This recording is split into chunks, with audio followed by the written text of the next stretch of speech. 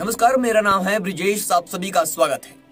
आज एक ऐसी घटना के बारे में बात करेंगे जो सुनकर आप भी हैरान रह जाएंगे। ये सच्ची घटना है। आपको बता दें, ये घटना में एक औरत होती है और एक उसकी बच्ची होती है और एक बाजू वाला व्यक्ति होता है। ये तीन जन इस घटना में मेन होते हैं। आइए घटना की ओर बढ़ते हैं। घटना होती है, एक व्यक्ति एक औरत के घर रोज जाता था। धीरे धीरे दोनों के बीच अफेयर हो गया। औरत की शादी हो चुकी थी, उसकी एक बच्ची भी थी और वो आदमी भी उसके घर रोज जाता था। आदमी का नाम रिहान था। आपको बता दें, रिहान उस औरत के घर रोज जाता था और धीरे धीरे दोनों के बीच अफेयर हो गया और दोनों एक दिन शारीरिक संबंध बना रहे थे।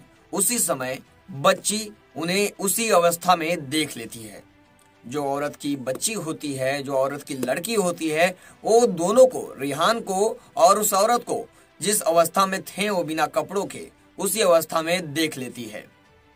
और बच्ची को देखकर वो दोनों भी हैरान रह जाते हैं कि अब क्या करें। रिहान डर जाता है और औरत भी डर जाती है कि अब बच्ची देख ली है, अब क्या होगा। कहीं हमारे जो ये पीछे जो चल रहा है, हमारा जो ये अफेयर चल रहा है, इसका राज ना खुल जाए। इसके चलते दोनों डर जाते हैं और उसकी माँ भी डर जाती है और रिहान भी डर जाता है। रिहान क्या करता है, एक दिन बच्ची को ले जाता है और उसके साथ दुष्कर्म करने लगता है।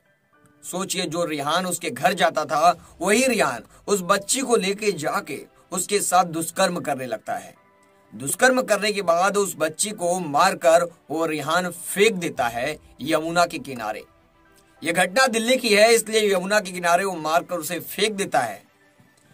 धीरे धीरे समय बीत जाता है और लड़की की माँ उसे कंप्लेन कर देती है। लड़की की माँ को थोड़ा भी नहीं पता रहता है कि उसे मारने वाला या उसे गायब करने वाला रिहान ही है।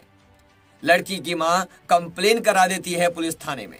पुलिस उनसे पूछती है कि यह घटना कैसे हुई, किसी के ऊपर शक है। तो लड़की की माँ, जो औरत होती है, उसे थोड़ा भी उम्मीद नहीं थी कि रिहान ने ही ये सब किया है। वो तो अपनी बच्ची को खोजने में लगी थी। फिर उसके बाद क्या होता है, औरत बोलती है, मुझे इस बारे में कुछ नहीं पता है, मेरी बच्ची गायब हो गई है। औरत को तो कुछ नहीं पता था कि उसका आशिक रिहान ने ही ये सब किया है। पुलिस कुछ खबरी लोगों को छोड़ देती है जो उसके बारे में, उसकी माँ के बारे में और उसके घर पे कौन आता है, कौन जाता है, इसके बारे में पता लगाने के लिए। तो पुलिस को पता चलता है कि उसके घर एक आदमी आता है रिहान नाम का, जो एक कसाई है। फिर वो आदमी के बारे में पता चलता है। पुलिस उसे गिरफ्तार कर लेती है। पुलिस उसे गिरफ्तार करती है तो जैसे सभी आरोपी बोलते हैं, मैंने कुछ नहीं किया, उससे पहले ही रिहान बोलने लगता है। फिर क्या होता है, आरोपी धीरे धीरे सच उगल देता है। पुलिस को पता चल जाता है कि बच्ची को मारने वाला और कोई नहीं, रिहान ही है। रिहान के बारे में भी और उसकी माँ के बारे में भी हकीकत पता चल जाती है पुलिस को। फिर उसकी माँ को भी बुलाया जाता है। उसकी माँ बोलती है कि मुझे नहीं पता था कि मेरी बच्ची को ही मारा है। पुलिस को विश्वास नहीं होता है। पुलिस सोचती है दोनों के संबंध बच्ची को पता चल गए थे, क्या पता दोनों मिलकर मारे हो।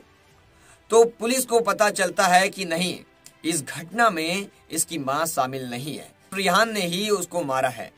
फिर पुलिस ने अपनी आगे की कार्रवाई शुरू करती है और उसकी माँ छूट जाती है। सोचिए कैसा जमाना आ गया है। अपनी ही माँ के आशिक के चलते एक बच्ची मासूम की जान चली गई। वो मासूम सिर्फ 8 साल की थी और उस 8 साल की मासूम के साथ रिहान ने दुष्कर्म किया। सोचिए, रात को उसने दुष्कर्म किया और उसे मारा और उसे यमुना के किनारे फेंक दिया।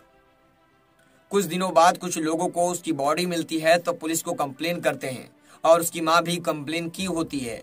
इसकी वजह से जांच शुरू होती है।